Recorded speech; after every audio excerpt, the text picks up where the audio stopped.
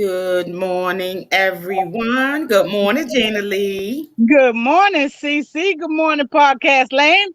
Good morning, everyone out there in broadcast land. Our fearless leader is out and about today, but he will be popping in shortly and get in there and do his part. So we just gonna go ahead and get this thing done.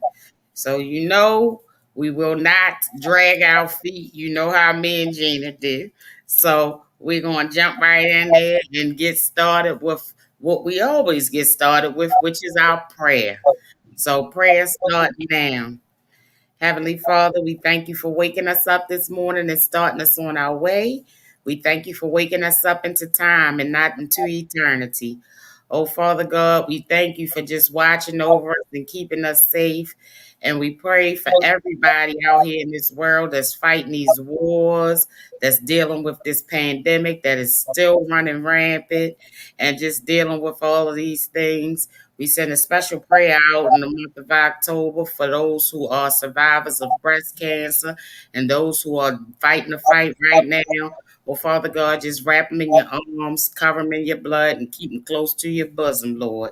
We know that it's a terrible disease, and we know that you are a miracle worker and a healer. So if anybody can help them, if anybody can bring them through, we know that you can, Father God. Father God, we pray for our city of Baltimore. We pray for our world in general, all the violence, all the hate. Lord God, we just ask that you touch somebody's heart today, make them think twice before they pick up a gun or before they spit hate speech towards somebody, Father God. Just teach us all how to be kind. Teach us how to walk in your likeness and teach us how to love ourselves the way that you love us. Father God, all these things that we ask in your name. We ask everything in the name of the Father, the Son, and the Holy Spirit. In Jesus' name we pray. Amen. Amen. All right. So now that we got our prayer in, good morning, everyone, once again.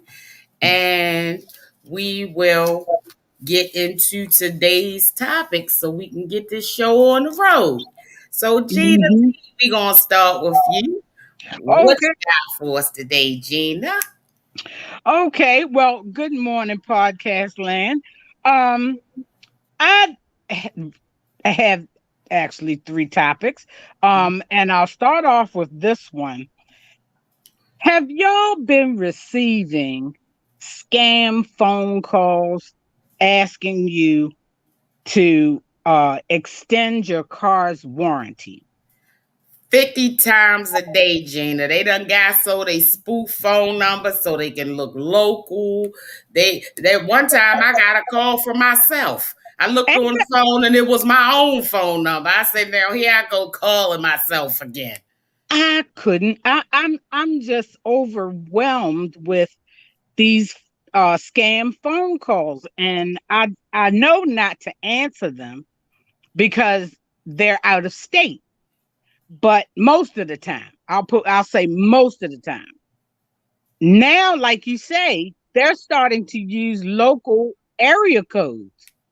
And the first three numbers after the area code, like you say, are similar to my own number.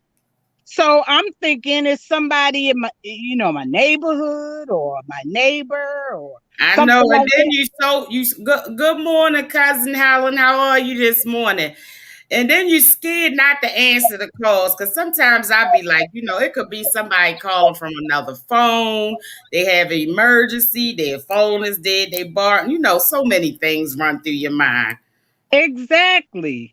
Well, I read this article and the article was saying, why are we getting these calls and what can we do about them to stop them? So, first of all, the Trade Commission wants to warn everybody, if you get these calls, they are scams. That's number one. Believe it or not, these calls, they're just scammers. And sometimes they can be very aggressive if get them on if you do answer it. Be very aggressive and actually make you think that your warranty is getting ready to expire. All they really are trying to do is to get you to give them your credit code, your personal information, and your credit card information. That's all they're really trying to do. And they just want you to know that, they pose as representatives of car dealerships and manufacturers trying to sell you these services, but very seldom will a dealership or manufacturer contact you in regards to a warranty. So you say, well, Exactly. They don't care if it expire good. They right, want you to let it expire. sure.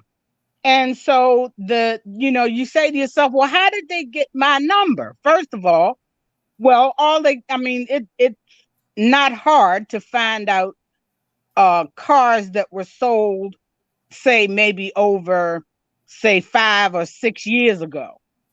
And they think that, these cars, all they really have is the make and how long ago the car was sold.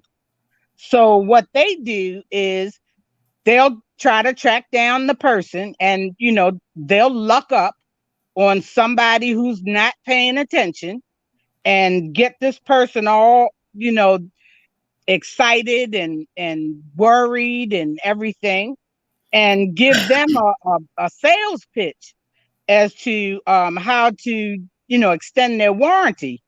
And they'll get all your information, and before you know it, you are in hot water. So the trade commission just wants everybody to know none of these calls, none of them are legit. None of them. Even if your car is 8 years old or more, that, if you need to extend a warranty or whatever, you do that. And if you do talk to one of these people, then first of all, don't answer the call. Let them leave a message.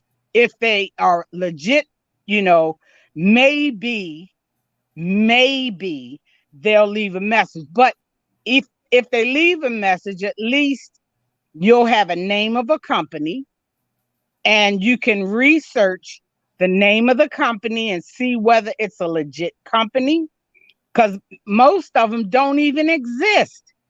That's the sad part. After they've gotten your information, these companies don't even exist. You know, Maurice get a kick. Maurice answers the calls because he just like to mess with people. So Mm-hmm. he get a kick out of messing with the people. He say, "What? I just bought that car yesterday, and the warranty expired. I'm going to go up into that dealership right now." They hang Right, up immediately. right. What one of my friends used to answer when he would see that it was a scam number. He would answer the phone, Baltimore Police Department. Just to throw them off or whatever. Of course, they would never answer or whatever. But so they say you can try to stop these calls by registering, of course, with the National Do Not Call list. And that number is 888-382-1222. That's 888-382-1222. And also, it says it may deter the companies that are trying to do this, but after your phone number is registered for 31 days, you'll be able to report any unwanted calls. So, most wireless and landline carriers also have other tools to block telemarketers and robocalls. Plus, there are online services such as, and it's called Nomo Robo, NOMOROBO, Nomo Robo. And there are several apps that you can download on your phone or your Android or iPhone that may help as well. So just wanted to kind of give a heads up on that situation. I said I know I can't be the only one that Oh, and they are so annoying. They they are so are. annoying, and just like you said, they had a nerve to be aggressive when you start Right. to when you say something to them. They have the nerve to be aggressive. All of these scam callers. I never forget one time these people called me at work and told me that I had a warrant out for my arrest for something that I had to pay for an outstanding bill, and if I didn't pay it by the end of the day, that they was going to that I was going to be arrested and all of this stuff. And I told them, well, just go ahead on and arrest me. But I did kind of the same thing that you did, that you said your friend did. I told him I work for the state police, so Yeah. just come on up to the barracks and arrest me. Click up, hung up immediately. Come on up. Yeah. There you Uh-huh. go. Come on up here and arrest me. And but it's a shame that they can really prey on elderly and vulnerable people with stuff like that, because people get scared. An elderly person, somebody call them and tell them that they're gonna go to jail, they're gonna pay any amount of money to keep that Yeah. from happening. And Right. sometimes, you know, in our mind, rational mind, you say, how can a person fall for a scam like that? But people don't. First of all, people, if anybody ever call you something like that, there's no such thing as debtor's prison in the United States. So nobody's going to arrest you because you owe a bill. If so, they would have to build way more jails than they have, because there's a lot of people out here in debt, bad credit, whatever.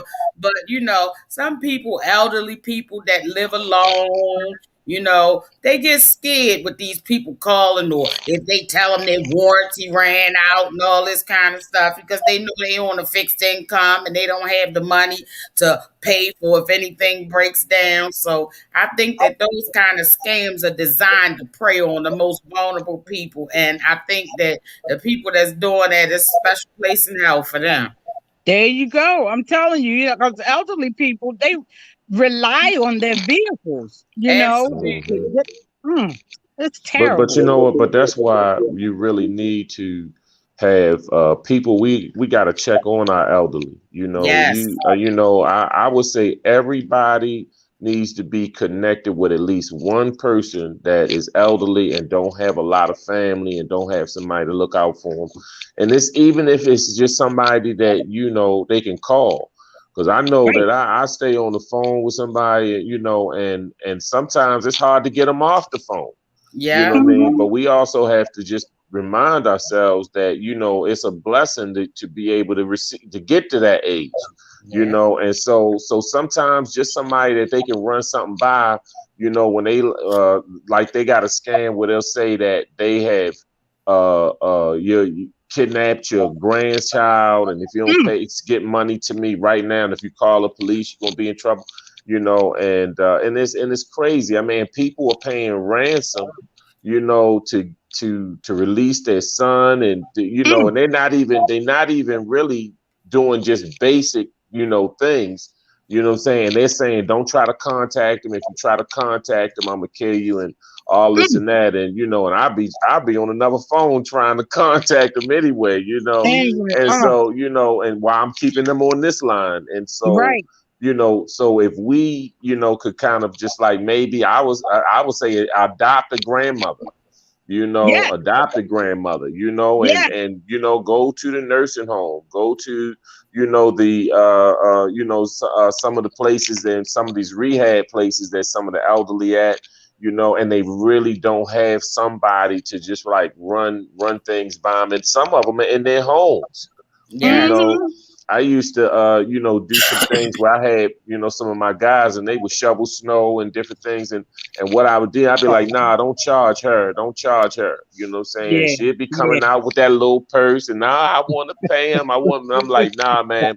And I'm like, you've paid us enough. You know what I That's mean? it. That's it. Mhm. And so, And that's and that's a great idea, Doc. That is a hmm great idea, because I'm gonna tell you, when I go places like when Maurice had his surgery, and he was going back and forth for his doctor's appointments. I'll never forget, I met this lady, and I got a number, and I still call her periodically just to check on her.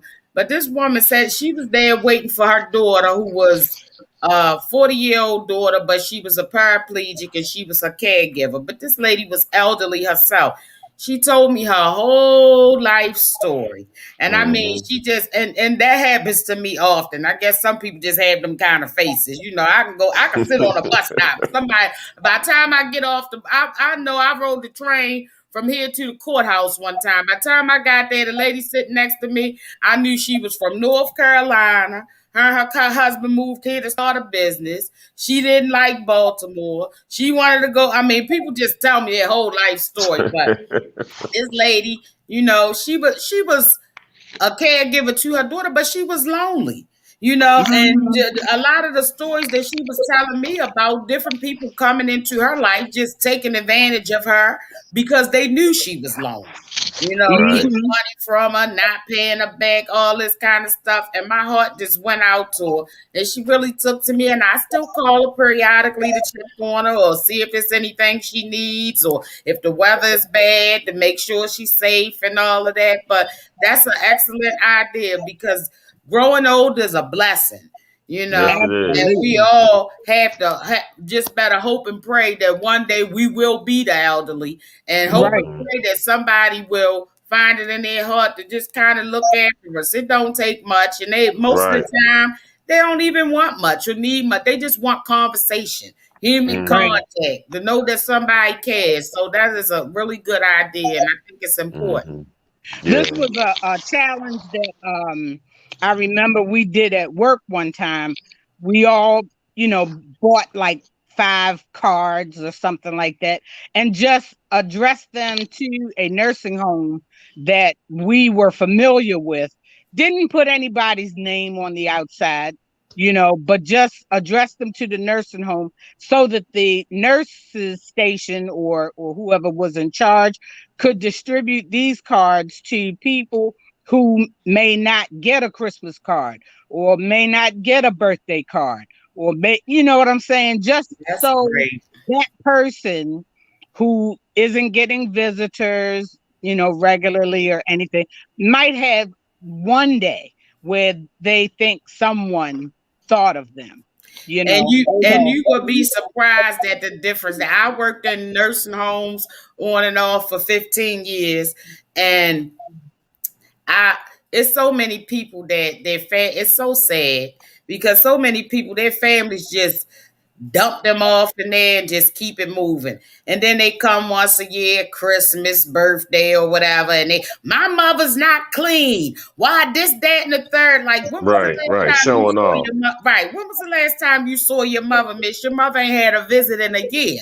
You know, but one of my big downfalls, I call it, and it's not really a downfall, but when I worked in the nursing home, when I stopped working there and just went full time with the state, it was such a dilemma for me because I got so attached to my patients. The ones that didn't have visitors, you know, I bring them little stuff in perfume, powder, bring them snacks, all that kind of stuff. So it was hard for me to move on from that because, you know, sometimes you can do something and it's not about the money, but because it wasn't a job that paid a lot, but it was like a calling for me, you know, because I think that I was making a difference with so many, and I love to sit back and listen to their stories. You know, you would be surprised. People just treat these elderly people like they nothing or like they just a burden. But some of these people have lived such extraordinary lives, you know. I had one patient, he was Ty Cobb, the baseball player. He was his son, Ty Cobb Jr. You know, wow. So, I mean, it just amazing the people that, and you can make a difference with, they just appreciate the smallest things. So, you know, that idea and yours as well, Gina. Those are some really good ideas, but we gotta do a better job of taking care of our elderly. That's it. That's And it. just like I said, I don't think it really takes a lot to just stay Mm-mm. connected with one. So if they able to just dial numbers and they can call you every once in a while, they might be able to run something by you. Be like, look, somebody said I won the lottery, but they said I got to send them $250 for them to send it back. And you know what? And they play on thinking that that people on fixed incomes, and a lot of times they want to be able to give stuff to their grandchildren. So Right, it's not even right. about them. They want to be able to say, well, I want my son to be good. I want my grandchildren to be good. And so they play on that. And so if they just had one person to be able to bounce something off of, somebody be like, you know what I'm saying? Somebody try to get my mother with something like that, and I tracked the people down. They was in Jamaica, you know what I'm saying? And I Mm, tracked down where they had been picking up people money from and all this and that. And I was mm, like, look, I might be coming after you, you know what I'm saying? And I mm, know who you are. And so, mm-hmm. it was really something. But, for most elderly people, ain't gonna be trying to look for nobody or nothing like that. They are believing that people are just gonna tell them the truth. Right. And that's the unfortunate part. So if we could connect with maybe just one, or something like that, I mean, I think it would really make a difference. And I think it'd be better for both. You know what I'm saying? Exactly. You can learn some things yourself. I That's told right. this one Hey, elder Monica, lady, just like Monica said, they have wisdom. You yeah, Yes. know, you I be told it surprised. I was telling this lady that she kind of like became my grandmother. You know what I'm saying? I think I adopted her and she adopted me. And but I was like telling her, I was like, why don't you teach some of these young girls how to cook? And I was like, I was running into girls that they didn't know how to cook. And I was like, I just don't know nothing about that. You know what I'm saying? And she Hmm. was like, but she was just the sweetest. And I could see that she was really appreciated. And it was funny because at the time, I longed for having a grandmother because my grandmother had passed. And she longed for having, like a grandson, you know what I mean? Because, she didn't have nobody. And so Right. we kind of ended up being there, kind of like for each other, to be honest with Right. Right. That's I mean, the wisdom that is passed down you. is just, Hmm. it's actually crucial to our culture, to Hmm. continue.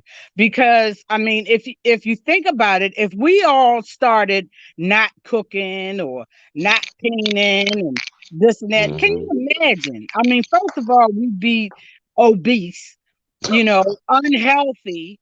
I mean, all of us, I mean, we're already plagued with high blood pressure and diabetes Hmm. and the other, because a lot of our diets, many of especially Black people have a tendency to eat a lot of instant food, Hmm. microwavable, this, that, and the other. All of that stuff is not good for you. I mean, if you're going to have something maybe once or twice a week, that's different. But if you eating oodles and noodles 3 times a day, okay, then something's wrong. Then something's Yes, really it wrong. is. So, a lot of the historical knowledge, like you running into Harriet Tubman's great great niece, Yeah, you know, great great grandniece. right. Hmm. I mean, that kind of, that knowledge is priceless. Right, Being right. able to pass that down and share that with other people and so forth. So, I mean, just to because everything we read isn't necessarily true. Now, Hmm. I'm an advocate for telling people to read, and read, Hmm. but everything you read isn't always the truth. So, Right, right. but you need to be able to weigh what you're reading with maybe something else, so that Hmm. you can kind of form an opinion that couldn't possibly have had. That's the same thing with Columbus. I mean, if we just read what they have in the books, you know, then we would, a lot of us did believe Right. he discovered America, Hmm. but we had to actually find out later on in life that that wasn't true. So Right, you right. know, that wisdom is what needs to be passed down. Yes, Hmm. absolutely, Absolutely. Do you know? absolutely. I'm gonna tell you. I had my father. He was speaking somewhere himself, and I was listening to him, and he just went into something like he was like talking about being a Rhodes Scholar, right, and how that's such an honor to be a Rhodes Scholar. He said, but I want to tell you, some of the history, and he started talking about how Cecil Rhodes had killed over 100. It was actually, I don't even know the exact number, but it was over 100,000. So I know it was, I don't know how many, as far as it was, but he was saying, and that was in I want to say Ethiopia. And Mm, I'm gonna do my research, on that to make sure it wasn't Zimbabwe. But what he was saying is that Cecil Rhodes ended up killing all of these people to steal the diamonds, the gold, the wealth that was there on the land.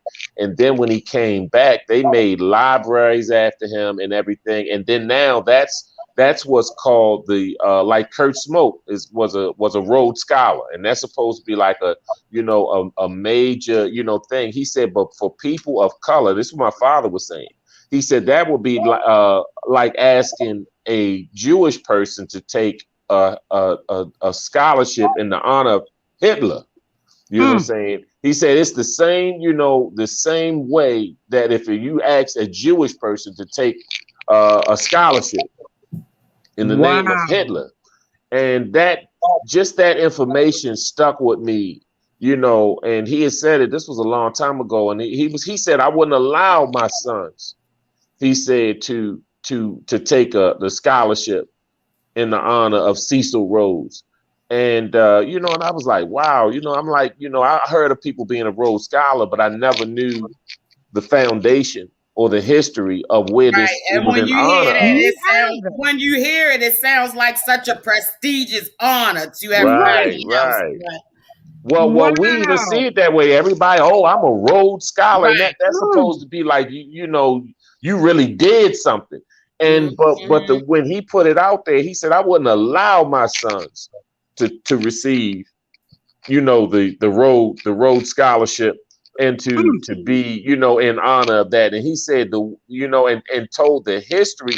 And so sometimes we don't know ourselves. If we could find out some information, learn something, it would make a big difference. You know what I'm saying? And yes. then when he made the analogy of just asking a Jewish person to receive a Hitler scholarship, he was like they wouldn't take it because No. Right. they know the history of where all of that comes from. So no matter if the man did make wealth, he made wealth off of killing our people. And so, Mm, so that was, I mean, I just thought that was something that really, kind of stuck to me, what I'm saying? And at the time, I wasn't getting grades to get no Rhodes Scholarship anyway, what I'm saying, at that mm. time, because Wow. I didn't become a good student until I got out of high school, to be honest with you. You know what I'm Wow. saying?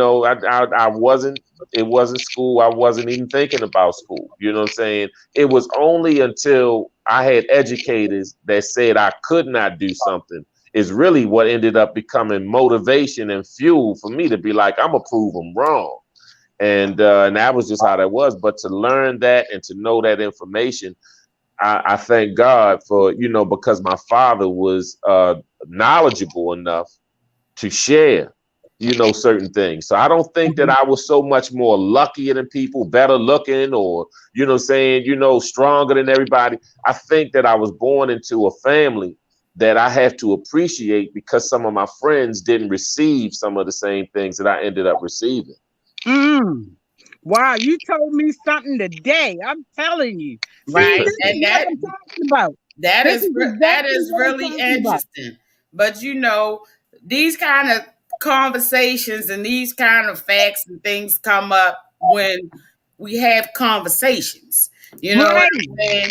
Everybody's so busy on the internet and playing the video game and all of these things, and there's nothing wrong with those things. But these things have replaced people having conversations, and that's how you Mm-hmm. get knowledge. You know, Exactly. because if you sit down and talk to somebody, I mean, everybody you sit down to and don't have a PhD like Doc. Everybody you can learn something from anybody. Even the Yes. Bible tells you a child can lead you.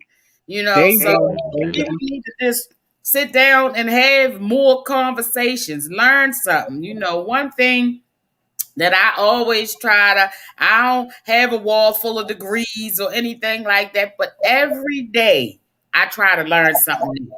You know, a new word, a new fact about something, some history, something, how to make something, anything, just something new every day. Because you gotta challenge your mind, and sometimes you gotta go outside of your comfort zone. Sometimes you have to sometimes people put themselves in a box and feel like they can Mhm. only know this or whatever because of their circumstances or the way they was raised or whatever. And that's not true. Mhm. It's not Mhm. true, and that's a false narrative that we have to stop buying into, especially as beautiful people. We have gotten our children accustomed to thinking that this is it. You know what I'm Mhm. saying?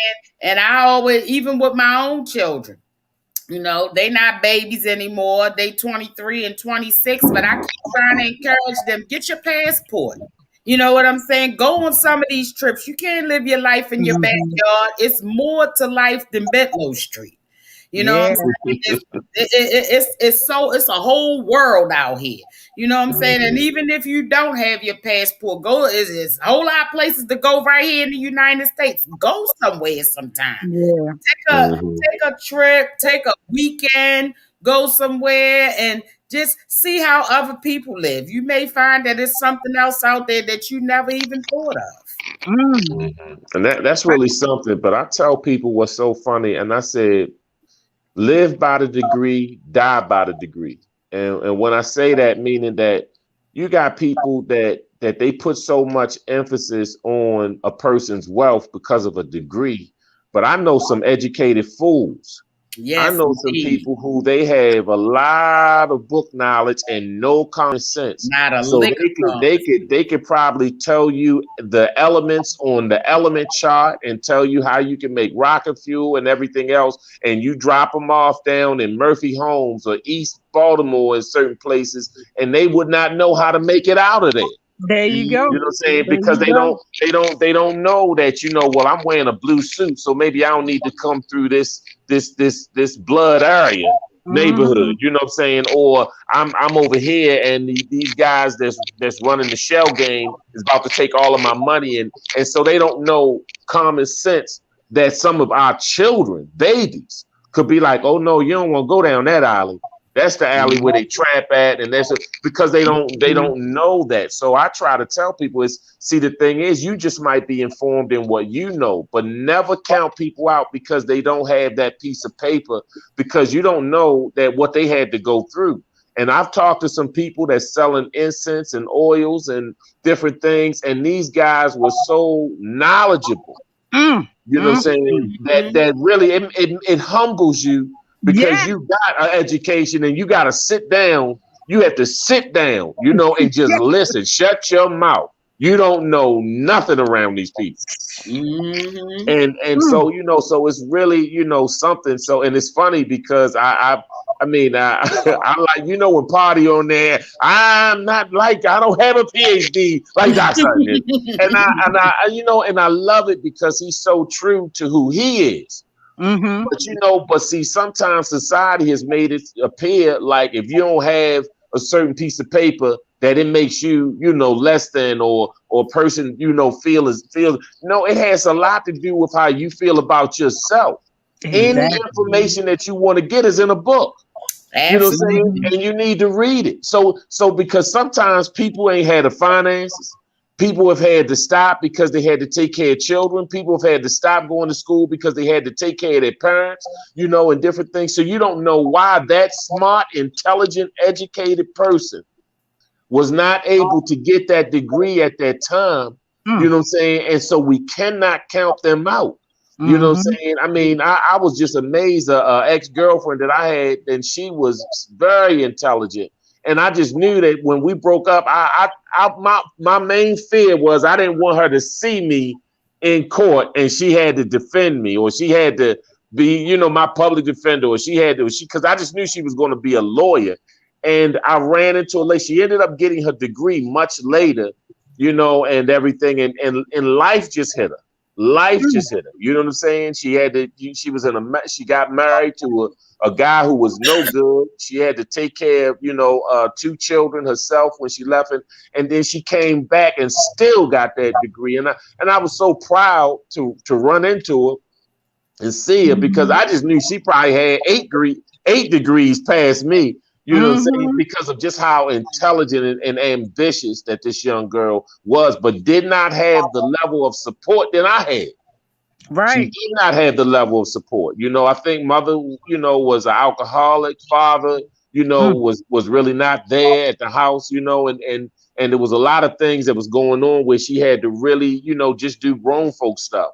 You know what I'm saying? And it was so sad, because I see that as where you see the potential, but you don't see the resources and that some other people have, And so some people, so you got somebody like Donald Trump, who his teachers called him a dummy.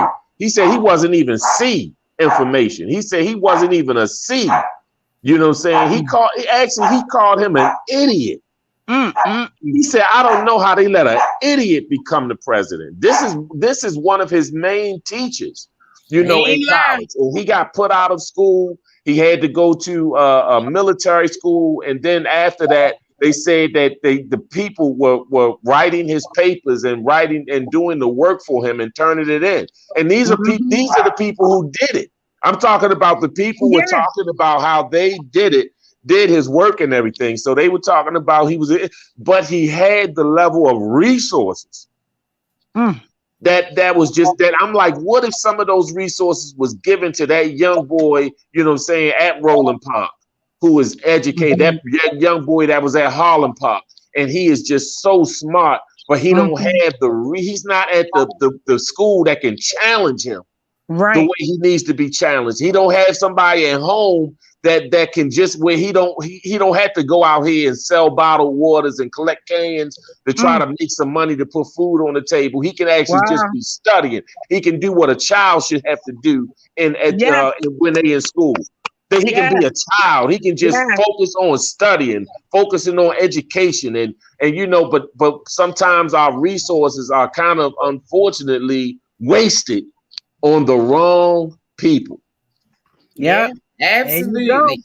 And you right, Doc. And it's not, and it's people just, unless you from there, you don't know that it's just so many bright young minds right there in the hood that just don't have the resources, don't have the people around them to motivate them.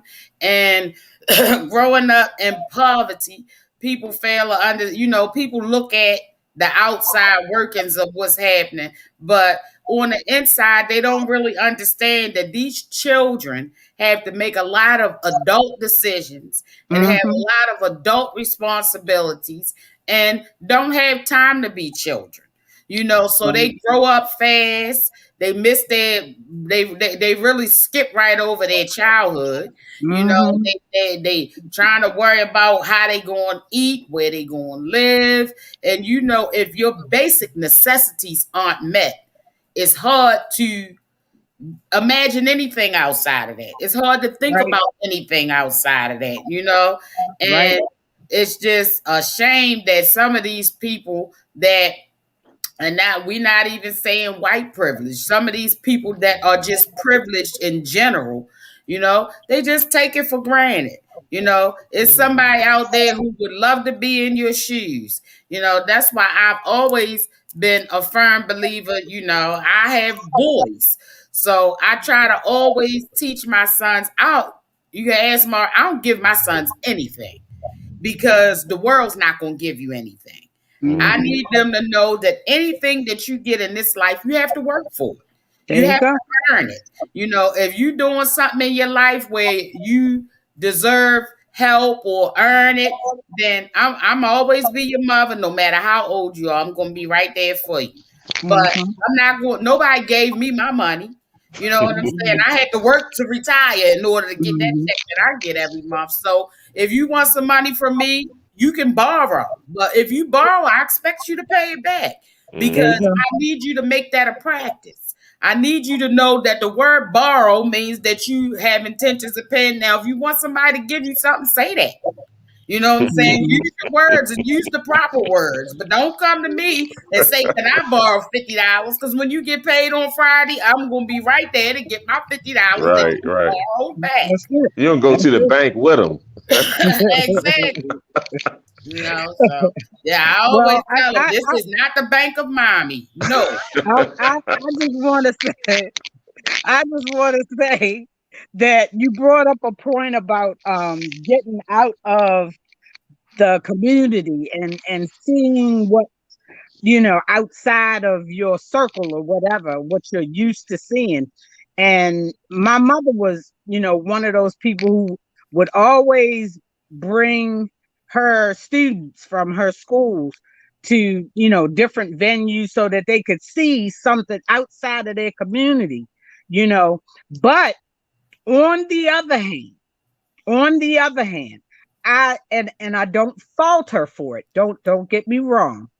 On the other hand, because she was a professional and my father was also a professional, they worked. They worked and worked and worked and worked and worked. So by the time they retired, I was grown. You know what I'm saying? So I didn't do a whole lot of traveling. And because I didn't, as I got to the adulthood, I didn't, excuse me, didn't have the urge to travel. Mm-hmm. So I've actually kind of stifled myself in life because I haven't been very many places where people can say they've been to the islands or to Hawaii or this and that. I can, on one hand, I can tell you all the places I've ever been. And I've Mm. only been out of the United States once, and that was Canada, you know. Wow. So, I think because I didn't get the motivation from my parents to say, yeah, get your passport, go see the world, blah, blah, blah, you know, um, nor did I, and I guess because I just I was so used to seeing them work. It Mm-hmm. was my whole thing was work ethic, So when I got to be an adult and I got a job, my whole thing was go to work. Go to work, go to work, go to work. Get your education, go to work. You And know. and it's so funny that you say that, Gina, because it's it's interesting how similar experiences affect people differently. You know, Mhm. my mother was a single parent all of my childhood, and my mother always worked. She worked for the state. She just worked, and that was what I knew that a person should do in order to provide for themselves and their family. And I did the same thing. You know, I worked and worked 2, 3 jobs when my kids were small because, I didn't wasn't able to give them everything that they wanted, but I wanted to make sure that they had everything that they needed. There you Mm-hmm. go. And I was, my children often laugh even to this day. They say most of their friends don't even know me because I was always at work. You know, Mhm. but Mhm. and my experience with not being able, my mother didn't have the resources for us to travel. So when I became an adult And I think a lot of it happened when Maurice and I got married. I just had an urge. I wanted to go everywhere. I mean, I love to travel. Call me right now and say, let's jump on a plane. We can go. Hmm. But I love to travel because I feel like it's so many things that I haven't seen, so many things that I haven't experienced. And because as a child, I was always, and even now, I was always a bit of a loner. So I read a lot of books, and people always say, why are you always sitting somewhere in a corner reading a book? But in to me, reading, I go other places when I read. When I read, some people just look at words. When I read a story, I'm there. You know what I'm saying? If this story is taking place in Paris while I'm reading, I'm in Paris. You know what I'm saying? So I wanted to see some of these things that I've read about in these books. So now I just want to go everywhere. But I think that my children may be more like you. They don't. I mean, I often try to I try to put me on them. I try to make them me, and they're not me. You know what I'm saying? So Hmm.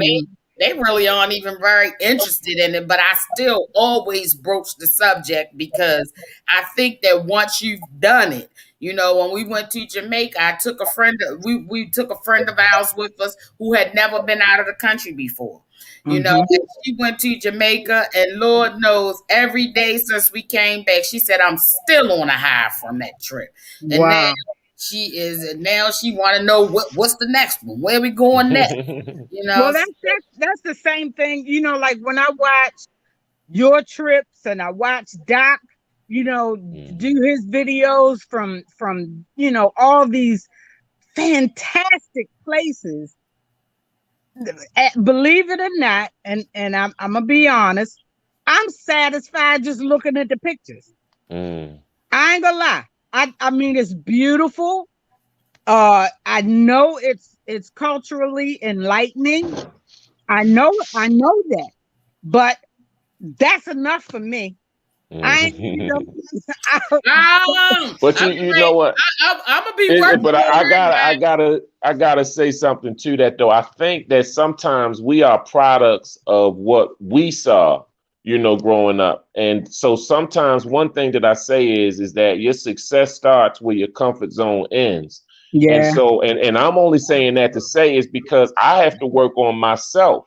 Like my father and my mother and my father, I used to spend my summers where they were from. So I would stay with my grandmother, either in New Orleans, down there, and also in Mississippi. But I have never been to Mardi Gras. You know what I'm saying? Mm, mhm. Because the people who are locals will be like, oh nah, we ain't going down there. It's too crowded there. So I Mhm. have been to the French Quarters, but not during the when it starts on Fat Tuesday and go to the next week. I've never been during actually Mardi Gras, and I'm only saying that to say is that really, I travel, but I don't do a lot of sightseeing. You know what I'm saying? I Mm. normally be grinding, and that's what my parents did. My father, civil rights leader, mother, civil rights leader, and she was a principal. My father, a pastor, and they would do, different things, but they really didn't do a lot of vacationing. And I Mhm. wanna I wanna break out of that myself. You know what I'm saying? I mean, I actually Mhm. have to speak in Dallas this weekend, and I was like, I want to do at least one thing that don't have nothing to do with speaking to the Panthers or speaking to the gangs in the prison. Right. I want to do. I'm gonna do something social. But I'm forcing myself to because I see other people and they go out and they be clubbing and they got their drink and they listening to the music, and I'm like, man, that kind of looks fun, but I mean, it's so not just what I'm accustomed Right. to that Right. I would have to force myself to really do it. And not that I think it's wrong. I mean, I'm glad people can enjoy themselves with all of the rough stuff that we deal with on life and stuff like that. We need to be able to wind down. We need to be able to they say turn down for what? Sometimes I need to turn down and just chill. You know what I'm Yeah. saying? And so And that's one thing that I can say about Maurice. Maurice is probably one of, if not the hardest working person that I know. Sometimes Maurice be dreaming. He be moving moon bounces. He be talking in his sleep. Moon bounce on the deck right there. He be talking in his sleep. But one thing about him that I absolutely love and that has rubbed off on me as well is that even though he works so hard, he played just as hard. You know, when it's time for a party, when it's time to go to Jamaica, when it's time to go to Paris, you know, he down with that too. And we go, I just now have gotten to the point where I'm just so curious about the way other people live. You know, when I go to places, I'm just like, I want to experience the food. I want to experience the culture. I'm just so curious about the way other people live because everything, I feel like where I am, I've pretty much seen everything it has to offer. Nothing wrong with it, but you know, but I just, and like I said, I think that just come from just reading so much, you know. And if I'm going someplace, Lord knows, I will research like I'm about to write a thesis. You know what I'm saying? Like what kind of clothes they wear, what's the weather like, what kind of food they eat. By the time I get there, I feel like I've already been there before. But you know, that's just my personality. But and that's good that you can do that though. I think that it's a blessing, you know, to be able to do that. I mean, like for me, I was embarrassed, to be honest with you, when my children went back to school when the summer was over. That I'll never forget that summer, and the teacher was asking them what did they do, and their classmates was saying they was going to Disney World and Atlantic City and King's Dominion, and my children was like, we went to see, you know, where Mike Brown was and the marches was in Ferguson, and they was in Flint, Michigan, where the water problem was. And you know, I when they told me that, to be honest with you, I was embarrassed. You know what I'm saying? And I was like, oh my God! I was like, we had traveled because they did something meaningful. Exactly. Meaningful, you know. And I want them to, but I just felt so bad because everything was dealing with some type of social fight. Meaning it wasn't one thing that was like we went to a carnival and we went, and I was like, I feel like I'm definitely teaching them about this freedom fighting and about we got to stand up for our people, but there's got to be a balance. We gotta, and so where you might be in one extreme and then I might be on the other extreme, you know what I'm saying? I mean, there's gotta be a middle ground to at some point, you know, I want them to just be able to go on the beach and just be children. You know what I'm saying? And build sand castles and run out there, run up and down the, you know, the beach. I want to put on my, you know, water shoes and put my, you know, swim trunks on and be able to just be out there. I'm not freedom fighting today. And you know what I'm saying? I'm not doing none of that crazy stuff today. Today it's today I want to enjoy, you know, my wife. I want to be able to enjoy, you know what I'm saying, watching her enjoy herself. I want to enjoy my children, watching them enjoy themselves. Because like you know, Gina, I enjoy just watching other people. I don't have to be in the water. I don't have to be on the banana riding up and down, you know what I'm saying, and all this and that, getting dragged by a boat or something like that. But when I see people I care about and they are able to let their head down and just enjoy themselves, and you know, I love that. I love that. You know what I'm saying? I'm more of a freedom fighter, but see, I'm more of that person that really I feel better when people around me better. You know what I'm saying? So I don't have to be the one that I want this and I want that. I want everybody around me to be cool. I want them to have a day that they ain't tripping off of stuff. You know what I'm saying? That they just enjoy. You know what I'm saying? That's why I said when Dr. Gina, I'm gonna have to teach y'all how to relax. Right. I'll take some lessons. That's my mission for next year. I'm gonna have to teach y'all how to relax.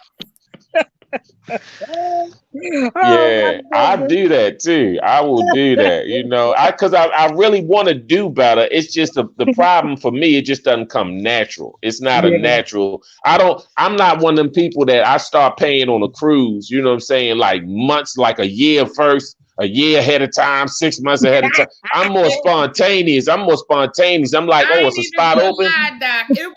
It wasn't natural for me either because Maurice is me and Maurice are polar opposites. He's a Right. people person, and I could spend I could stay in this house and spend this whole week alone, me and the dog, and I would be fine with that. You know what I'm saying? Like the dog don't talk back, she don't say nothing that I don't want to hear, and half the time, I can't even stand the telephone. If it wasn't for the Mhm. fact that, no matter how old your kids get, you still a mother. You know, Right. if it wasn't for that, I don't even need a telephone. I don't like to answer it, which is one of my shortcomings that I need to do better Mhm. with. People call, say, I've been calling you, I've been texting you. Half the time, I don't even look at the phone because most of the time, whoever's on the other end of the phone has a problem that they need me to solve. And I'm not saying that I don't like to help people with their problems, but not all the time. People can Mhm. overwhelm you with their situations. Mhm. I people don't just call and say how you doing anymore, what you up to, how your day is going. Soon as they get on the phone, and my children, the ones that I keep the phone for, are the worst ones. As soon as you answer the phone, when the conversation start like this, it's gonna cost you something. Mom, Mine. when it start like that, you in You already trouble. know. You in trouble. I'm telling you, this electronic begging on this Cash App and all this kind of stuff. It's just at the time, and Maurice get upset with me. If he not home, I try to make sure that I'm more mindful of the phone. But one thing that I love about the phone is that you can look at it, you can see who's calling, and then you can Mhm. make a decision whether or not you Right. want to answer it. Yeah, And that's people true. call and say, I called you and you ain't answer. Well, just because you call doesn't really mean that I have to answer. I can Right. decide Right, whether or right. not I want to talk to you or not. And Mm-hmm. sometimes I just don't feel like talking. I just Mm, don't mm, feel like mm. being bothered. Mm, And mm, that's something that I got to do better with. But Maurice is a social butterfly. You know what I'm saying? So he's not going to allow me to be cooped up, to stay by myself all the time. He said, you going through depression. You're in a state of depression. I'm like, I ain't depressed. I'm chilling. You know I'm what I'm chilling. saying? But That's it. to That's me. him, right, to him, That's the way that I act is abnormal. So it. I have to get out. I had to somebody doing something, so and so having a party, or we gonna meet at Applebee's and meet Gina and them for lunch. Sometimes I get dressed, and once I get out though, and I say this Right. to say that, like for you, Doc, like it's hard to get me out. But once Right. Mm-hmm. I get out, I always have a fantastic time. Most of the time, I'm Mm-hmm. totally against all the things, all the stuff that you see on social media that we doing. In my mind, I'm totally against it to start with. I don't want to go. I don't feel like it. It's too That's much me. That's trouble. me. But once I get there, I have a fantastic time, and I'm always the person that got to take care of the business for the family. So I got to make Mm-hmm. sure everybody had their passport. I got to make sure everybody take their COVID test. By the time I get finished with that, I'm like, y'all done took all the fun out of it for me. Mhm. I had so much business to Mhm. get you this pleasure. But once I get there, I always have a fantastic time. So I'm going to be working on y'all, Doc and Gina, in the next year. I gotta get y'all out. Y'all gotta have a little bit more fun with your life. I know y'all got those big degrees and all that kind of stuff and workaholics and all that, but I gotta teach y'all, like my husband taught me, to play just as hard as you work. So Mm-hmm. with Well, that, I have to say, I was not one with a whole lot of play. That's all it Mm-hmm. is. I Mm-hmm. mean, when I retired, I had so much time built up because I didn't take off because I was, I wasn't like I gotta take off. No, no, I didn't. And every year, you know how like in the state you get like personal time. Every year, I would be in December having to almost fight to take my 6 personal days because I had not taken them during the year, you know. And you have to use them by Yeah, December. yeah, Gina. Well, me and you was the opposite in the state. When I retired, they ain't owe me a nickel, and I ain't owe them one. Because believe me, all my time I made sure I used it. Good morning, Sheila. Because I'm Hey, telling you, working was I mean, I always made, like I said, work 2-3 jobs and work for the state and all of that. But I'm telling you, working in mental health was so mentally exhausting until I had to take my days off. Half the time I took I them off understand. for no good If reason. I had your job, I probably would have used it. You know, No but my good job, reason. yeah, I'm telling you, but my I job feel was really. I mean, you know, I dealt with the public, you know, but it was like after doing it, you know, so many years, it was second nature to me. So I didn't even have to think about it, you know. But shoot, they had to pay me almost 6 months from the time I retired until I was officially retired. They had to pay me all that time, you know. I wouldn't have So had nothing left myself either though. I know that, you know what I'm saying? I know that. I did the best I could do, and I think that I did a good job with the circumstances that I was working mhm. with. But Lord knows, every time I was so happy to see them PL days come at the beginning of the year. I made sure that I took them, because some jobs that you have, Lord knows, they really need to give you mental health days. Yeah. Right. Working in mental health, the mental health worker might need some mental health days, Right. Tell me because about when it. you come in there and deal with them every day, and it's not. I always used to tell people I don't dig ditches or build shovel snow or nothing for a living, but this job is so mentally stressful that if you don't watch yourself, you can wind up in one of them beds. Oh You know yeah. what I'm saying? So And I see, always.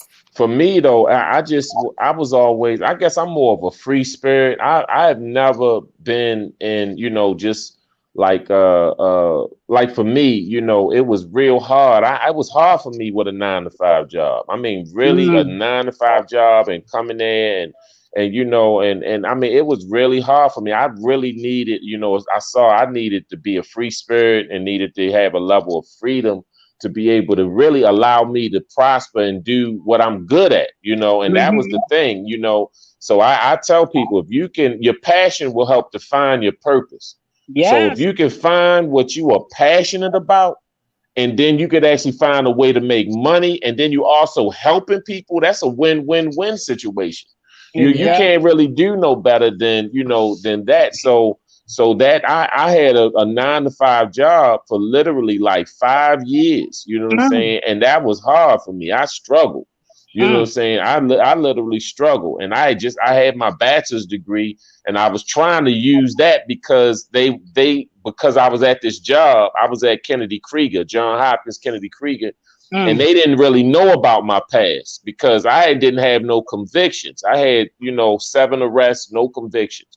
And so, but what happened is that I was there for 5 years. And I mean, when I ended up leaving, I left, kind of like I had to leave. I left on principle.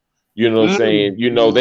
They had asked me if I could train a guy to pretty much for a program that I was trying to start. And then they wanted him to be the supervisor. And then they wanted to know if I would work under him after I trained him for something that I came up with.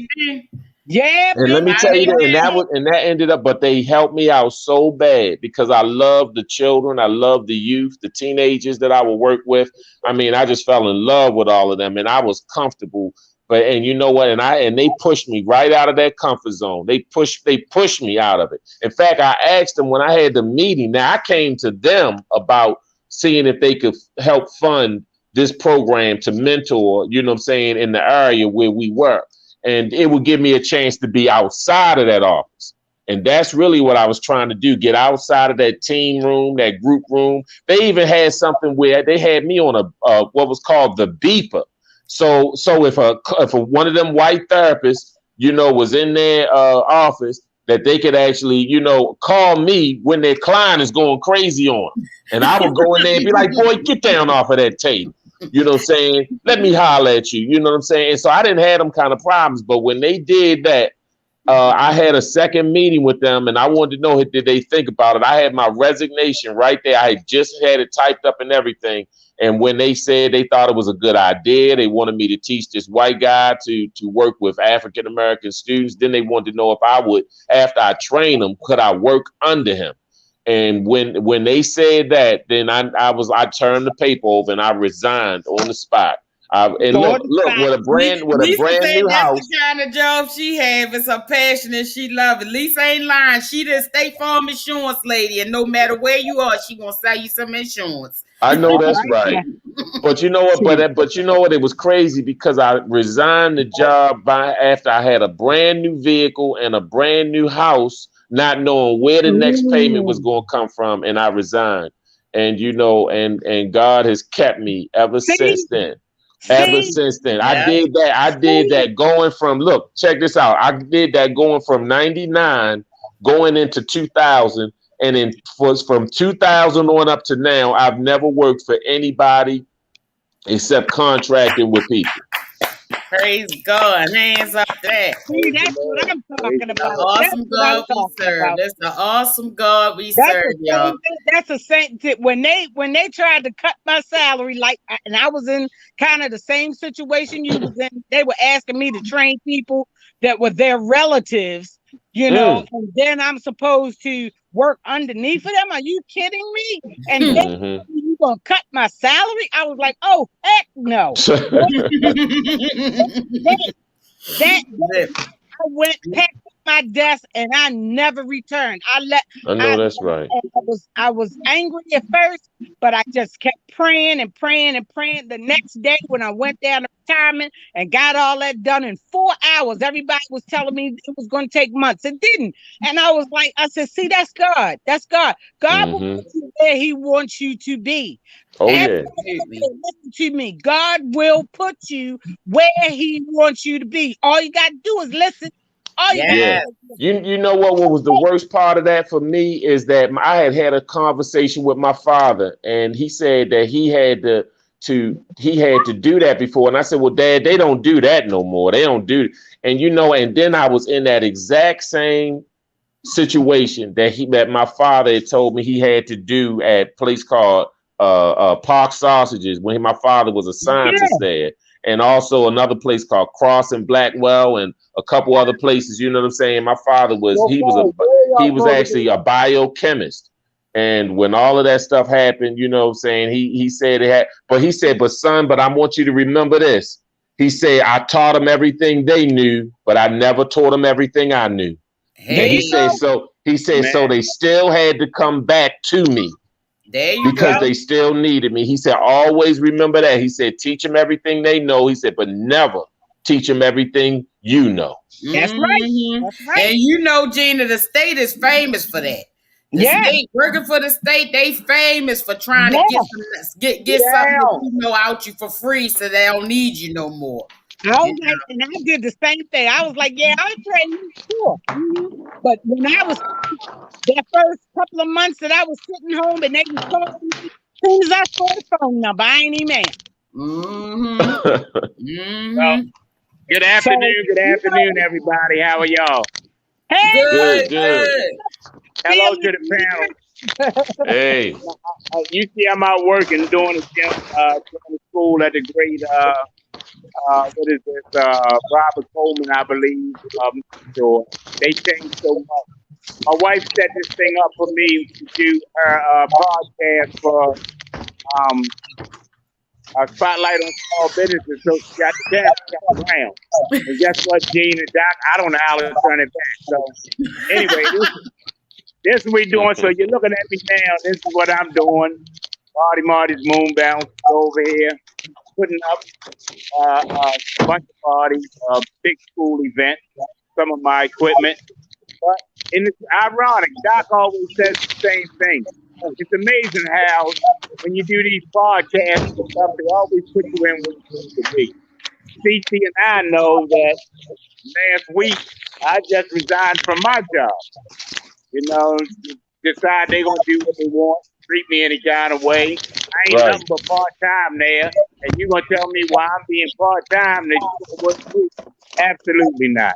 You gonna mandate me, tell me I gotta stay? Absolutely not. So what I did was, not me, I didn't do the regular thing. Excuse me one second. Okay, I apologize. I'm not as thoughtful as most of y'all, you know, and I don't like something. I quit. Problem solved. Ain't no resignation, ain't no 2 weeks later. Guess what, Jack? I ain't coming back to this. I quit. We don't party Marty's moon bouncers. We retired. I'm collecting Social Security. Well, I figure we good. Doc, Gina, man, I was out of work for 3 days all of a sudden because man, CC got that new truck with a payment. The Range Rover, I don't own it. I'm still making payments on that. We still got this property. All of a sudden, I got nervous. Tell me, CC, just to make sure I was safe, I went yesterday to get my gun permit, make sure that it was all current. I'm an armed security officer, so I go back and do that. What else I signed up for, baby? Lyft, Uber, DoorDash, Instacart, cleaning the floor, everything. I'm more afraid of being broke than I am of being dead. You get what I'm saying? So it's just truly amazing how God does. Sometimes we believe in God, but we don't believe God. Let me get to you again. Say it again. We believe in God, but we don't believe God. He told me that I didn't need to be there. I got it better than most people. Most of you guys, as Doc say, they got the hoochie mamas, got the ones that's twerking, got the girl over there with the best head in town. I got a retired state worker. Guess what? Drum roll, please. Got her own damn money to help me out. First of the month come, hands up. First of the month come, you know what I mean? I ain't gonna get me wrong. She's beautiful and she can twerk and all like the rest of them. And I'm 60 and she's 40, so I got a good life there too. But let me tell you something. Y'all can't help me, Jack. How does nothing from nothing leaves nothing? Gotta have something if you want to be with me. But anyhow, as Doc said, and as his father told him, I naturally immediately got nervous. You know what I mean? Brand new, ain't even made a payment on it. And you decide you don't like what somebody said to you, you to quit your job. You know what I mean? That's all we know. But a lot of us believe in God, but we don't believe God. I know He got me. I'm fine. I got math skills. I got a support team. You know what I mean? I know what to do. We own the largest black kids party rental company in Baltimore, Washington, D.C., and Virginia area. All this equipment you're looking at, this is what we do. This is school. This is stats. But we still get nervous for not thinking every other Friday we got that check. Every other Friday we got that check. My wife, we sold shirts when we went to Security Mall. What did that shirt say, baby? We was looking at about retired. No something. Pension and no tension or something like that. Yeah, something like that. You know what I mean? We good, but we get nervous. I just wanted to poke my head in here for a minute. Got everybody in the podcast saying hello. Thanks, Doc, Gina, everybody for doing what you do. CC, like I said, I ain't no tech. I still don't know how to turn the camera around. It's probably a little thing up in the corner of the screen that you hit. As soon as I touch it, y'all be in cyberspace. I won't have to worry about turning you around no more. My new problem is trying to get you back on air. But this is what I do. This is what I'm doing. And I'm gonna be okay. Hey, y'all, keep on doing what you're doing. Thank you and all podcast land, everybody for chiming in. But y'all see, I'm out here trying to make the donuts because I love my wife all during the first of the month. But right now at the end of the month, Gina, Doc, we don't got no job. We don't got no job.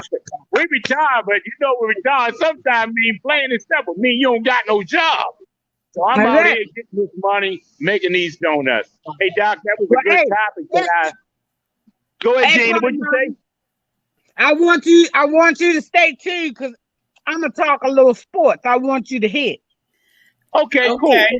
Hey, click me out now. I'm getting ready to get back in the truck when I can do this. All right, y'all. Everybody have a good day. To God be the glory. Click me out, see? Okay, Gina. So since you brought it up, y'all just got to know a little bit about all of us this morning. I know we've been rambling on and all, but now you got to know a little bit about what makes all of us tick. But we gonna get on in here and get this next topic and what you got for us, Gina. I'm gonna let you do one, and then I'm gonna jump in on my next one. Okay. All right. My next topic was about. I heard that they said Tom Brady has made 600 touchdowns. Yeah, the GOAT. Oh. The GOAT. No matter how much we love to hate Tom Brady, what can you say? First of all, now taking nothing away from him, he was great in his 20s, he was great in his 30s, he was great in his 40s. Okay, here he is in his 40s. Now, he's playing in an era where they've changed the rules For for him. quarterbacks and receivers. Mm-hmm. Back years when he first started playing, he was only averaging in his first 9 years. He only had one season where he threw 30 plus touchdowns. Okay. And then in 2007, he threw 50. And then for the next 11 years, he averaged about 32 touchdowns a year. Now, that's when the rules changed. The rules changed that you couldn't hit the quarterback in the numbers. No blows below the waist. Nothing to the head for the quarterback or the receivers. So I say that he has now entered an era where it's beneficial for him.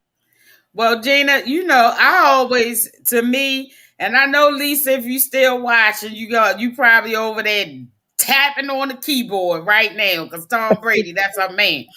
But I think that a lot of these rules, first of all, let's be real.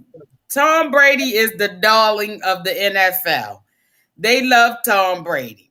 And I think that a lot of these rule changes were made geared specifically towards him. Because if you're a sports person and you ever watch Tom Brady play, if they touch Tom Brady, it's a penalty. I saw them rough Lamar ass up so bad the other day until I was for sure that he was going to come out of there with an injury.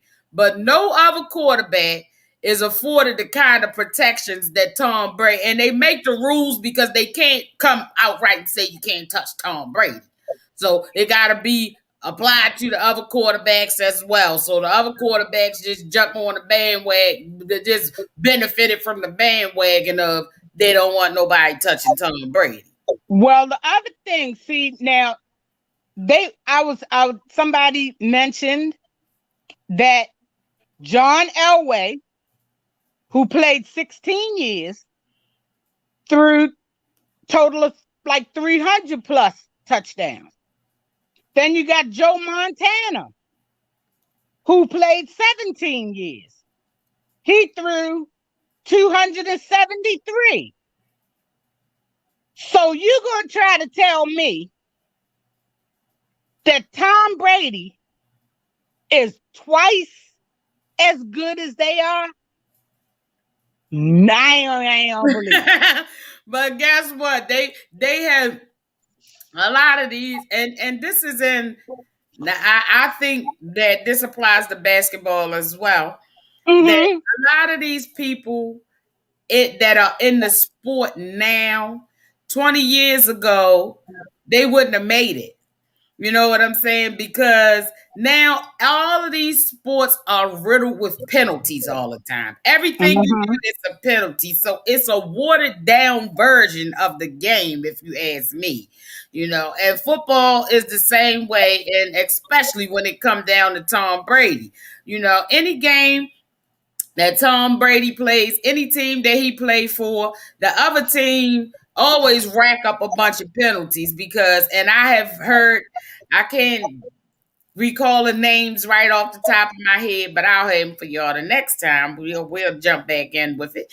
But I have heard other athletes actually report that when they go to play a game against Tom Brady, that it's an unspoken rule that you don't sack Tom Brady.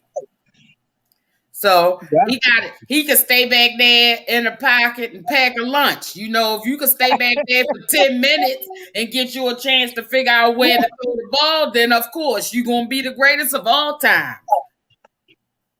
But see, the thing I'm saying, okay, they say that he's like really good in the in the red zone. Always comes through. Okay, but you got to think also 600 touchdowns. Really, the person, because if you compare football to basketball, say LeBron, every score that he makes, he made it. Right. As opposed to football, the person who ran them 70-some yards and got tackled and beat up and all of that and made the touchdown was the receiver. Right. And one thing about Tom Brady, an unfair advantage that he have over other quarterbacks, and I think that it's starting to cause a little stir in the NFL with these veterans like Aaron Rodgers and all of them. Tom Brady gets to build his team. He surrounds himself with nothing but the best. He got Gronk out of retirement. He got Antonio Brown, who nobody wanted to touch because he was such a liability. He said, I want him. And he got him. You know what I'm saying? So if you get there, you know what I'm saying? Of course, I can be the smartest person in the room if I get to choose Gina, choose Dot, choose Maurice. Of course, I can look like I know something about everything if I can choose the people who can tell me something about everything. That's it. The rest of the quarterbacks, they don't. Some of them are complaining because the team don't even take their input into consideration about who they want. They like, yeah, okay, whatever. You know what I'm saying? Aaron Rodgers is a beast. Aaron Rodgers is a vet. He deserves the same respect if you ask me. But that's I was like 600 touchdowns. When? And so I just had to take that with a grain of salt. I just, I'm like, and I ain't no big Brady fan to begin with, but excuse me, I know I'm but it was just something I had to bring up. Yeah. Interested, even if it is padded fat. There you go. So let me give y'all this one. Let me give you this one, Gina, because this. I'm ready. I'm ready for you. And yes, the Grim Reaper is here. All right. That's okay. That's all right. I'm ready for it. Okay. I'm ready for it. This is my topic for today. Disgusting Donald Jr. Ooh. Donald Trump Jr. is making, now we've all heard about the situation with Alec Baldwin where the prop gun fired live rounds and the cinematographer was unfortunately killed and someone else was injured. A tragedy for anybody, any human being. But old disgusting Donald Jr., he found a way to make light of that. He make fun of it. He is selling t-shirts for $27.90. He's selling t-shirts for $27.99 online that say guns don't kill people. Alec Baldwin kills people. Ain't that a bit? Oh, excuse me. Ain't that a Why these people are still, and the lady that died, her name was Helena Hutchinson. Hutchinson, yeah. And the director was Joe Souza. You know, why these people, why these families are going through this tragedy, why this investigation is still going on. Why they not, why I don't even think they have put this woman in the ground yet. She's a wife, she's a mother, she's somebody's daughter. He thinks that it is funny to sell t-shirts to say guns don't kill people. Alec Baldwin kills people. He's tweeted out that let's all watch Alec Baldwin blame the gun. That look when an anti-gun nut kills more people than your extensive gun collection. I mean, tasteless, tacky, like no his father? empathy. I mean, like father, like son. You know what I'm saying? But I just can't believe that. I mean, I can believe it. I can believe it coming Yeah. from that Well, I family. mean, look what his father said when Colin Powell died. You know, I mean, same thing. It's they're just they have no humanity, no respect for anybody except themselves. Nobody. And it's just, it's and I want to know who gonna buy that T-shirt. I mean, I know, it's probably sold out right now. You know, I'm sure. but I'm sure. I'm gonna tell, and you know, if anybody is familiar with Alec Baldwin, you know he has been a advocate for gun control. You know, and it's so sad that these people just make everything a political issue. You know what I'm saying? Never stop for a moment to think that there's a little boy out here who will never see his mother again. And not to mention, can you imagine what Alec Baldwin is going through? Right. I mean, he had to live with that for the rest of his life. It was a tragic accident. And, you know, in my opinion, I think that somebody is, I don't think it's going to be him, but I think that somebody is going to be charged with some type of criminal negligence in this case because it was somebody's job to make sure that that gun was not firing live rounds. And when they gave it to him saying it was a cold gun, meaning that it didn't have bullets in it, he went with that. You know what I'm saying? So somebody is going to be held accountable. But all of that aside, you know what I'm saying? These families are going through the worst moment of their life. And people find a way to bring their politics into it. You know what I'm saying? If you don't like Alec Baldwin, you don't like the fact that he been on Saturday Night Live playing your father and making jokes and all of this stuff, don't make yourself a joke and people won't make you a joke, you know, first of all. And out of all of that, you came to a decision that, and I said, I hope, when I read this story, Gina, I said, I hope and pray, you know, just like Maurice said, I believe in God and I believe God, you know, and I'm not the person that I used to be, and I'm not the person that I could be. But I said, I hope and pray that I never see nobody wearing that shirt. Cause I don't really know if I don't know what I would say. I feel like I might lose it. You know what I'm saying? Yeah. And I'm definitely gonna say something. You know that. But I'm expecting it. I'm expecting it because the people who will probably buy it, one will be anybody in the NRA or a white supremacist. Neither of them am I, going to be friends with.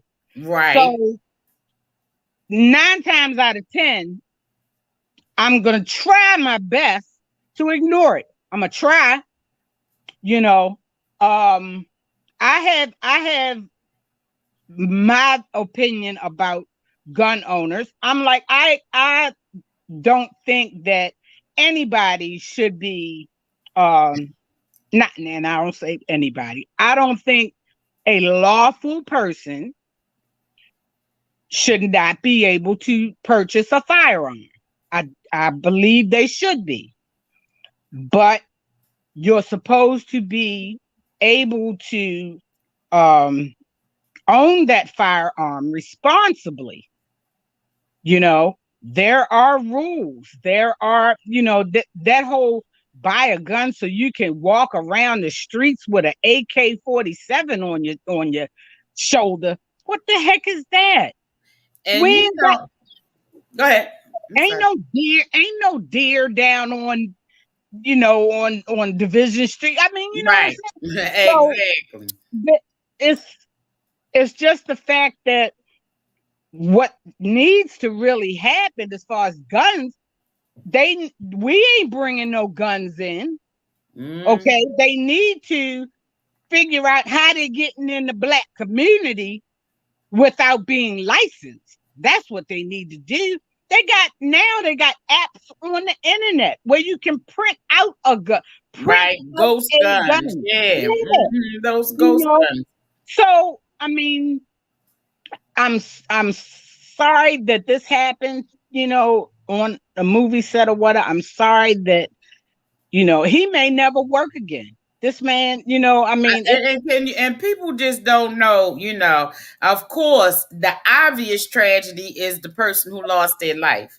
Right. But the tragedy that people may not take into consideration is the fact that man has to be traumatized. That man has to be riddled with guilt, even though he knows it was an accident.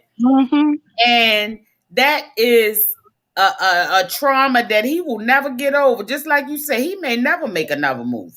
No. You know what I'm saying? That one right there definitely will never see the light of day. No matter if it's now or 10 years from now, they're not going to make that movie. That's it. And it's just a traumatic situation all around. And you have to be a special kind of low down individual to make light of something like that. Some of these and people. You know who else? I was surprised, but not surprised. That girl, Candace Owens. Really? Yes, she even made a derogatory comment about how isn't it? I forget the word she used, but because he played Trump on Saturday Night Live. She made the comment, stating that, isn't it ironic that he's being paid back for it? I mean, and she's Black, but she's a Republican. I'm about to say, and politics is always a touchy subject, but some things are not about your political affiliation. Some things are just about the content of your character as a human being. And just like I said, this woman's family is still mourning. I'm sure that this man has to be devastated about what was just a tragic accident. I mean, there's so many moving parts in this ongoing investigation. And fortunately, isn't his wife a lawyer? Yeah. So maybe, at least maybe he'll get some good advice. Right. And somebody, they it's a criminal investigation, so somebody is going to be charged. And in my opinion, even though he was the one that pulled the trigger, that was an accident. Right. You know what I'm saying? Now, somebody should be held accountable because somebody got paid. It was somebody's job to make sure things like that. It's been 25 years since the same thing happened with Brandon Lee. We know that these things can happen, so it's somebody's job. Somebody dropped the ball, so somebody should be held accountable. But, it's not always a black and white issue. And this is one of those times where the person that actually pulled the trigger, that it really wasn't their fault. And they're saying that possibly that at best, he might have a civil suit. Where he'll probably have to pay a whole big pile of money. But I think they're saying that he probably won't be charged. And because I think the other guy actually admitted to the fact that he did not check that gun properly. And they found all those extra live rounds of ammunition. Mm-hmm. And Mhm. one thing about it is, I mean, I don't not like I know the man personally, but from the statements that he's been making and from the way that he took it, I don't even think that he would have a problem giving the family money or Whatever. whatever it is, you know. Mhm. So, Mhm.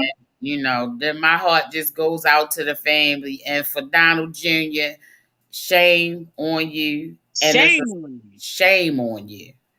Mm, But mm, I mm, just mm, couldn't believe that. mm, mm, mm. All You, right, you Gina. know what? I say to myself, like you say, Mm-hmm. we say, no God. Mm-hmm. I got a feeling they gonna get theirs. They gonna get Mm-hmm. theirs. No, You all know. these new Oh, investigations and stuff that's coming out, you can't dance with the devil every day and think you're gonna come out unscathed. that's You it. know, something is going, you know, and we all whatever's for you is for you. So whatever you get is gonna be exactly what you deserve. And I hope that my prayer is that whatever it is, that is full force and you know that it has a great impact so that you can really feel because this thing has this family has done so much damage, you know, Mm, everywhere they go they just leave a path of destruction, something. you know. So Mm, I just, you know, but my heart and my prayers go out to the Hutchins and Sousa family and even the Baldwin family, you know. yeah, We he got a brand new baby, and mm-hmm. mm, it's Mm-hmm. so So, sad. It's you so know, sad. that whole situation was just sad, and we just gonna keep them in prayer. So, Gina, we gonna. With that being said, we gonna move on to your next topic. Okay, my last topic for the day is there are 18 former NBA players charged with defrauding the NBA's health and welfare benefit plan. Now, this is so, I mean, this is like when we were talking about the doctors giving away the free vaccine, well, the vaccine cards for $10, just Free. to put your whole career out there for $10. You know, Mm-hmm. all the schooling, all the practices, all the everything that you have acquired over the years, you're gonna risk all of that, all of that. Okay, 18 former NBA players, including Sebastian Tilfair, Glenn Big Baby Davis, and Darius Miles have been charged with defrauding the NBA's health and welfare benefit plan out of approximately $4 million. Wow. Okay. Now, the players were charged with conspiracy to commit healthcare fraud, and they allegedly submitted false and fraudulent claims in regards to dental visits and doctor visits. And all of these fraudulent charges were created by a chiropractor's office in Encino, California, and two dentist office in Beverly Hills, and a wellness office in Washington State. So none of those, but how about this? None of those offices are being charged. The Of players are. course.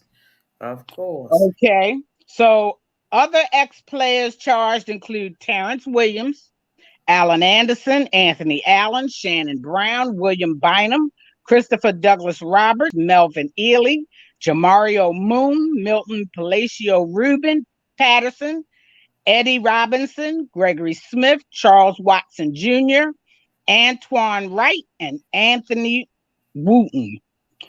Um, Now, Terrence Williams is the person who created this plan, and he's the one who um, recruited the other players to defraud the healthcare system by supplying them with false invoices to support their false fraudulent claims to the plan in exchange. Now, what he got was kickbacks. So if they submitted, say they said, I went to the dentist, and see, this is the problem. The NBA would pay for all of these healthcare visits for the players, for their families, for their spouses, for the rest of their lives, right? But what would happen is when they go for the visit, the doctor would charge them, give them an invoice, and they would submit the invoice to the NBA, and the NBA would reimburse them. Okay? Well, from the reimbursement, they would give Terrence Williams a portion of the reimbursement. So he was making $2.5 million of this $4 million, and so he's receiving the kickbacks. And what happened was, this what alerted the NBA. This is how dumb they are. It's just dumb. It's dumb. 4 of these players submitted invoices. It's just ridiculous. It's so stupid to even say it. 4 of them submitted invoices to the NBA for the same dentist, for the same day, for crowns on the same 6 teeth. What Doc say? Can't even do wrong right. Can't even do wrong right. There you go. There you go. There you go. How dumb are you? How dumb are you? I mean, really? Really? Really? Just what party Marty call him? Damn fool. Wait a minute.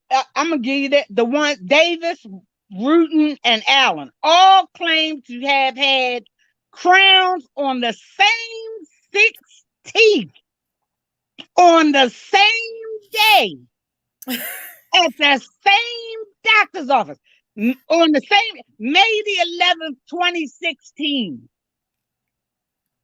from the same doctor. You can't make this shit up. You can't.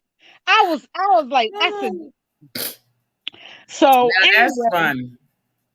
Anyway, the investigation is they've all been arrested by the FBI. FBI. Yeah. And they're all gonna be going to various courtrooms. They will appear in courtrooms in cities across the country. Before so before long, I guess you'll hear about 1 or 2. I guess it's amazing. Just like you said about the doctor with the COVID cards. It's amazing that, number one, that people will come up with these things. It's not like you getting rich off of it or you changing the world with it. Right. Just some damn dumb stuff. And then you go through all of this to create your legacy. And then you turn around and destroy it all and let this become your legacy. Because nobody will remember how good of an NBA player you were. What they will remember is you was the damn dummy that participated in this scam and got caught. You know what I'm saying? Can't even do, like Doc said, can't even do wrong. Right? And for what? For what? You know what I'm saying? I don't recognize any. I mean, Maurice probably recognized some of them people. I don't recognize any of the names, but I'm sure that if you spent your money right and invested it well, you should have something to live off of. It's not. This is some of this stuff just don't even make sense. I couldn't get over the fact that you would risk think about what your kids, what their friends are going to be saying to them in the future. You know what I mean? Your Mm-hmm. father, you can't even brag to your friends. Yeah, my father played for the NBA. Right. Sure. Right. Is your father in jail now? Okay. Exactly. Mm-hmm. Exactly. And then and then you stand to lose more than you stand to gain. Because even if Exactly. you don't go to jail, you're gonna have restitution. You're gonna wind up having to pay all this money back that you've already spent. So since you so hard up for cash, now what you gonna have to do?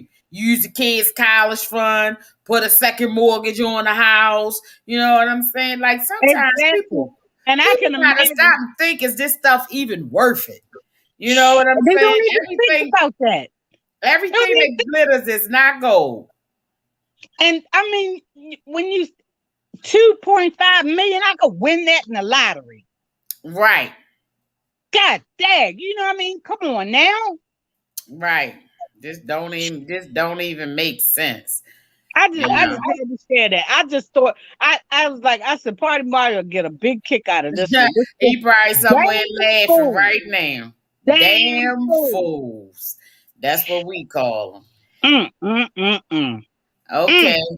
That's crazy as hell, Gina. But we gonna So pray. Just that was like my Doc said, sometimes there's some educated fools out here as well. So, I'm telling you. and God. for my last topic, and this probably could, it's not really a topic, but it probably could even go with my final thought. But I'm just gonna give it to y'all real quick.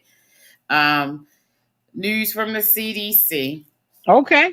Okay, the CDC now says that mood disorders put people at a higher risk of severe COVID-19 infection.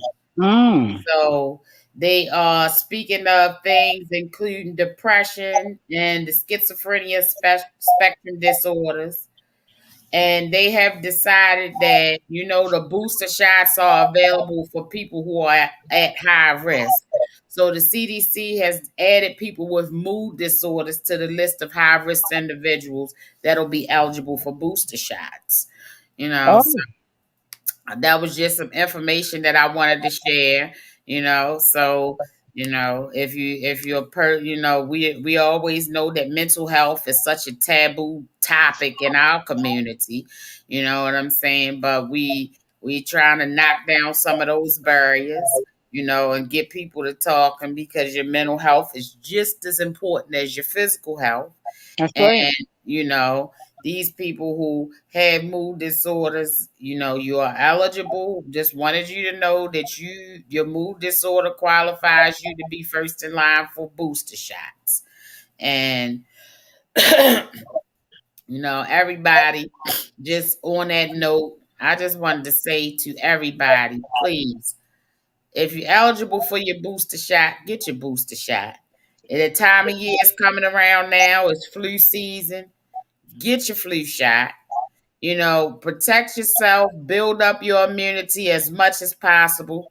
I was in the doctor's office the other day, and my doctor informed me, and I don't know if this is an official thing yet or if this was just his educated opinion, but he said that booster shots are going to become a yearly shot. Mm. This is Like the going to flu. be yeah, he said this is going to be an annual thing like the flu shot. So I Mm. know that we got so much going on in the world because people don't want to take the shot. They don't want to wear the mask. Now Governor Hogan is revisiting whether or not universal masking is going to be a thing in schools.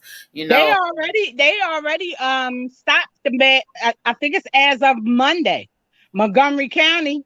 Montgomery, Anne Arundel, and I think Howard, have Mm-hmm. already relaxed their mask mandates, and they are looking at whether or not that this should be a statewide thing.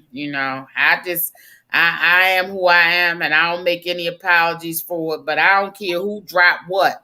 From this point forward, when I go anywhere that's a public place, I'm gonna have my mask on, even when everybody else stop wearing theirs. You know, Hello. years ago, Hello. we looked at these Chinese people and stuff and Koreans. They've been walking around with masks and stuff on for years. Mm-hmm. Many years, you Mm-hmm. know what I'm saying? And we looked at them like they was crazy, but same thing make you laugh or make you cry, you know. And I am not. That's just Hey, like, I mean, hey, you Renee. laughed at Michael Jackson. Uh-huh. I think he Mhm. knew something. Absolutely. That's what I said. All these people on to something. Renee said Thursday starts Montgomery County mask free. Oh, yeah. Yeah, Montgomery. I mean, that's all right. When they start seeing the numbers start going up, Mhm. then it'll be, oh, well, you know, we did it too soon, or they'll Right. blame it on something. It'll be But sometimes people, you know, we gotta combine our knowledge with a little common sense. You know what I'm saying? They haven't really. This thing is not lit. It's not over. It's still people. You know, people getting vaccinated more, and I'm happy about that. But it's still people laying up in the hospital on a ventilator. You know right. what I'm saying? So this is not. This fight is not over. You know, and I still encourage everybody. I know that I will be. You know, but I just encourage everybody to still be extra vigilant. You know, Sure. and don't take it for granted. You know, breakthrough infections happen. You know, even being vaccinated does not give you 100% immunity, so you have Nope. to still use some common sense with Yep. this.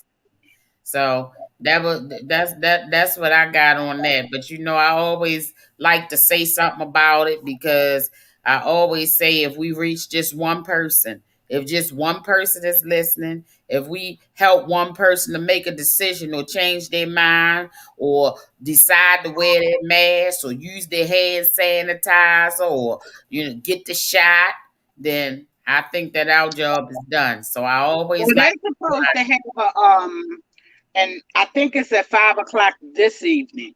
They're supposed to have a story on Channel 11 News about Jane Miller, and I think his name is Terry Sims, the mm-hmm. black reporter. Mm-hmm. Both of them have had COVID, and they're supposed to come on and talk about the lingering symptoms Long COVID. that they are experiencing because of contracting the disease. So I'm going to try my best to get to see that. Okay, I'll make sure I watch as well. And that was just on that line that said that made me think of, Fox News. They seemed so pleased with themselves when they found out that Brandon Scott had contracted coronavirus. But I said, why are you sitting up there laughing? Was you the reporter that was interviewing him yesterday? You know what I'm saying? Like everybody, same thing, make you laugh or make you cry. You sitting up there worrying about him, and they were so happy. They reported that like they reported somebody hit the lottery. But I'm like, shit, all the media need to have their self checked out because they love being up in his face, trying to hold him accountable for some stuff that started before he was even as my grandmother used to say, before he was a twinkle in his daddy's eye. You know what I'm saying? This stuff ain't the stuff that's going on in Baltimore is not new. I always said that, when I was in high school, I thought that that's what I would go into, some type of journalism. But I say to myself, see, this is what I'm saying. God will put you where He wants you to be. He will. So I mean, not that I probably would have been okay with it, but to be out here now, because see, if your agency says, okay, well, we're going to send you to Afghanistan. To report, you gotta go. I was sitting up there watching one of the reporters on CBS this morning the other day, and he was over there reporting in Afghanistan, and he said, wait a minute, the Taliban came up and they threatened to kill a man right then and there. He said, wait a minute, we gotta get out of here because they informed us that they just said if we don't stop this interview that they gonna kill us. Woo. And I don't want that job. You know, that's what I'm saying. All money ain't good money. There you go. There you go. There you go. I Yeah, don't you want might be that making job. $400,000 a year, but are Mhm. you going to be around to spend it? Exactly. That's what you call working for your money right there. That's it. That's it. And one thing that I love, Maurice said Brandon Scott won't fold. One thing I love about him is he a militant young man. And one thing about it, what unapologetic for whatever decision that he made, he makes sure he stand by it. I said that's right. He Don't said let something the other day. He told him, he said, shut up. don't let these bullies push you around, Yeah. Brandon. I still gotta see. Somebody told us that we should try to get him on the podcast. I'm gonna have to look into it. Maybe, See if you can. See if you yeah, can. maybe he'll give us if he give us 10 minutes, we appreciate it. So He was talking, but I think it was something about the crime bill or something. And he said somebody said something to him about, well, you not doing enough or something like that. And he just looked at Karen. He said, shut up. He said, unless you go out there doing something, then don't tell me what I'm not doing. And I'm like, uh-huh. okay. And I'm gonna tell you one that he can't stand is that Alexa Ashwell for Fox 45. Everything she asks him, he act just like she ain't talking. He done got so tired of arguing with that idiot, he don't even respond to her no more. She always say, I contacted the mayor's office and I didn't receive any response. I said, Alexa, have you figured out that you're not gonna get no response from the mayor's office? He don't want nothing to do with you and that fool. Mm-hmm. You But might as well anyway, be the virus as far as exactly. You some people are the virus. Yep. Yep. So we just keep in our prayers. So Gina, we done stayed on here for 2 hours without no party Marty. With no part, can you believe it? We can't even blame you, party. We know you watching. We can't blame you. We was the motor miles today, but it's been a pleasure. We done enjoyed ourselves. We done talked about ourselves and everybody else today. So all is well. All is well. Now it's time for us to get up out of here, Gina Lee. So because I gotta go back to work. Gina gotta go back to work, and I worked all day on Nature's Secrets yesterday. The day is just relaxation for me. When you came by to pick your products up, Gina, from the time we got off the podcast, I was still working from then. I said, Gina done went to work, got off, came over, everything. I'm still around here grinding, but I was around here grinding, and that's the bad news. But the good news is I got it done. Listen to Maurice talking about these. You wish. You just hating. That's all. You just hating. We understand. Yeah. Any closing thoughts, Gina? Oh my goodness. I just use some common sense, y'all. Just use some common sense. Just like C always tells us, just think about what you're gonna do before you do it. Think about the consequences. Think about the people that's gonna hurt. Think about how your family's gonna react, to stuff you do. If it's a good thing, fine. Okay. If you're trying to impact somebody positively, fine. Okay. But all these other negative things out here are some of them are just ridiculous. Okay. Damn fool. Damn fools. And my closing thought for today is, this the last day we'll be with y'all until Sunday. We're going to have Gina Lee on with us on Who You With. We're going to have Gina this weekend talking some sports with us as well. I don't know if I'm going to be able to come on because I got to do trunk or treat this Sunday. Oh, that's right. Sunday is Halloween. Sunday is Halloween. They're having a little trunk or treat for the kids. I'll make sure I show y'all my cookie. She gonna be Wonder Woman. All right. I'm gonna make sure I show y'all my cookie in her Wonder Woman costume as we go and do Who You With this weekend. But Maurice tried to jump in there and say what he know that I'm gonna say, which Uh, is random acts of kindness. I'll never stop beating it into y'all. I'll never stop preaching it. I'll never stop saying it. And I don't care who's tired of hearing it. But it's just so much, it's so many things that we can do with just a small gesture. It doesn't have to be, you don't have to break the bank. It's not even always about money. It's just about kindness. One of my neighbors just called me that she was concerned about another one of our neighbors. So we got to check up on people. We got to make sure that we, like Doc was saying, adopt a grandmother, adopt a grandfather, check on some of these elderly people. Go and see if they need something from the store while you going to Walmart. Maybe you can pick them up something. Yeah. Well, if it's snowing outside, maybe you can go over there and shovel their snow. If the grass need to be cut, maybe you can go. It's just so many ways that we can reach out and show compassion to our fellow man, and even to a stranger.